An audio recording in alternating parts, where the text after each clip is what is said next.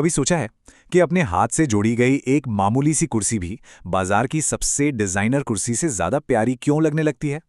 आज हम इसी दिलचस्प साइकोलॉजी के बारे में बात करेंगे जिसे कहते हैं आइकिया इफेक्ट। चलिए पता लगाते हैं ये है क्या। याद कीजिए जब घंटों लगाकर फर्नीचर का कोई पीस जोड़ा हो और भले ही वो थोड़ा सा टेढ़ा मेढ़ा ही क्यों ना हो, उसे देखकर एक अलग ही खुशी और गर्व होता है ना?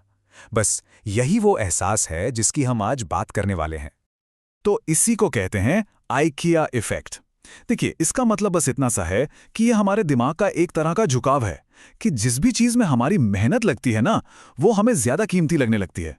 ये मेहनत ही है जो उस चीज से हमारा एक इमोशनल कनेक्शन, एक खास रिश्ता बना देती है। तो सवाल ये है कि ऐसा होता क्यों है? हमारी मेहनत में आखिर ऐसा क्या जादू है कि वो एक मामूली चीज को भी इतना खास बना देती है? चलिए इस पूरी प्रक्रिया को थोड़ा और करीब से समझते हैं। एक स्कूल साइंस फेयर का सीन सोचिए। एक स्टूडेंट है जो दिन रात एक करके ज्वालामुखी का एक मॉडल बनाता है। हो सकता है वो एकदम परफेक्ट ना दिखे, लेकिन उसके लिए वो दुनिया का सबसे बेस्ट मॉडल है।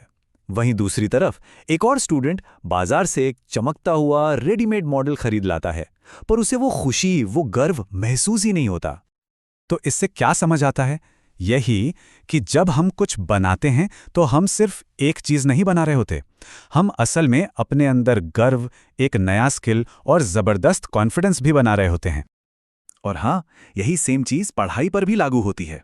सोचिए, एक स्टूडेंट है जो अपने नोट्स खुद बनाता है, हर कॉन्सेप्ट को अपने शब्दों में लिखता है, और दूसरा वो बस टॉपर के नोट्स की फोटोकॉपी करा लेता है। अब बताइए, ज्यादा कौन सीखेगा? जाहिर सी बात है, जिसने खुद मेहनत की, क्योंकि उस जानकारी को बनाने के प्रोसेस ने ही उसे उस सब्जेक्ट की गहरी समझ दे दी। मतलब साफ है, बनाना सिर्फ हाथों का काम नहीं होता।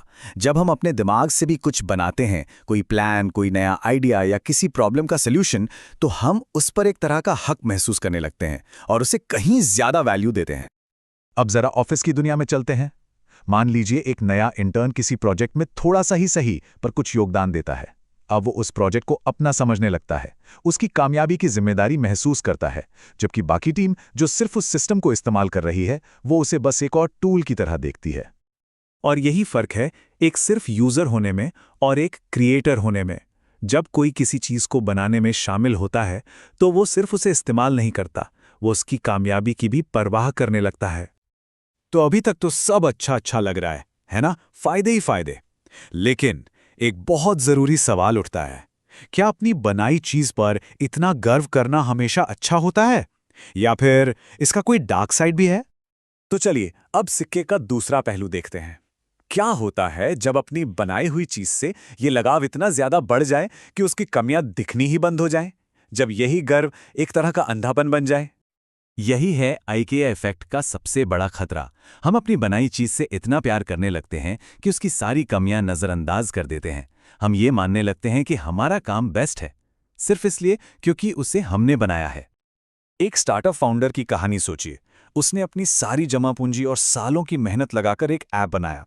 अब जब यूजर्स ने फीडबैक दिया कि ऐप का डिजाइन बहुत कंफ्यूजिंग है, तो उसने उनकी बात सुनने से ही मना कर दिया। क्यों? क्योंकि उसे अपने ऐप से इमोशनल अटैचमेंट हो गया था, और नतीजा, वही इमोशनल अटैचमेंट उसके आइडिया का दुश्मन बन गया और ऐप फेल हो गया।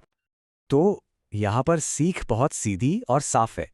अपने काम पर गर्व करना बहुत अच्छी बात है, लेकिन उसके प्यार में इतने भी अंधे मत हो जाइए कि कोई कमी ही ना दिखे। असली ग्रोथ तो तभी होती है जब हम दूसरों की राय सुने और सुधार करने के लिए तैयार रहते हैं। तो अब हम आइकिया इफेक्ट के अच्छे और बुरे दोनों पहलुओं को समझ चुके हैं। तो चलिए अब देखते हैं कि इस समझ का इस्तेमाल सिर्फ चीजें बनाने के लिए नहीं, बल्कि अपनी जिंदगी बनाने के लिए कैसे किया जा सकता है। ये एक सफर है, एक कंज्यूमर से क्रिएटर बनने का। तो ये इफेक्ट हमें दो तरह की सोच दिखाता है। एक तरफ है पैसिव कंज्यूमर जो सिर्फ चीजों का इस्तेमाल करता है, और दूसरी तरफ है एक एक्टिव क्रिएटर जो दुनिया में कुछ नया बनाता है, अपनी एक छाप छोड़ता है। अब सवाल यह है कि कोई क्या बनना चाहता है। इसे समझने के लिए कॉलेज के दो स्टूडेंट्स का उदाहरण लेते हैं। स्टूडेंट ए सिर्फ कॉलेज अटेंड करता है, क्लासेस करता है बस। वहीं स्टूडेंट बी क्लासेस के साथ साथ एक प्रोजेक्ट बनाता है, एक ब्लॉग शुरू करता है, मतलब अपना एक पोर्टफोलियो तैयार करता है। अब खुद ही सोचिए, जब दोनों जॉब के लिए मार्केट में उतरेंगे तो कौन बाजी मारेगा? सीख यहां बिल्कुल साफ है। जब कोई एक क्रिएटर वाली सोच अपनाता है तो वो सिर्फ एक डिग्री नहीं ले रहा होता, वो स्किल्स, एक्सपीरियंस और कॉन्फिडेंस कमा रहा होता है, और यही चीज उसे भीड़ से अलग खड़ा करती है। तो आज की सबसे बड़ी सीख यही है कि जिन चीजों को हम बनाते हैं, असल में वही चीजें हमें बनाती हैं। तो फिर सिर्फ चीजें ही क्यों बनाना? अपने स्किल्स बनाइए, अपना करियर बनाइए और सबसे जरूरी, अपनी एक अलग पहचान बनाइए।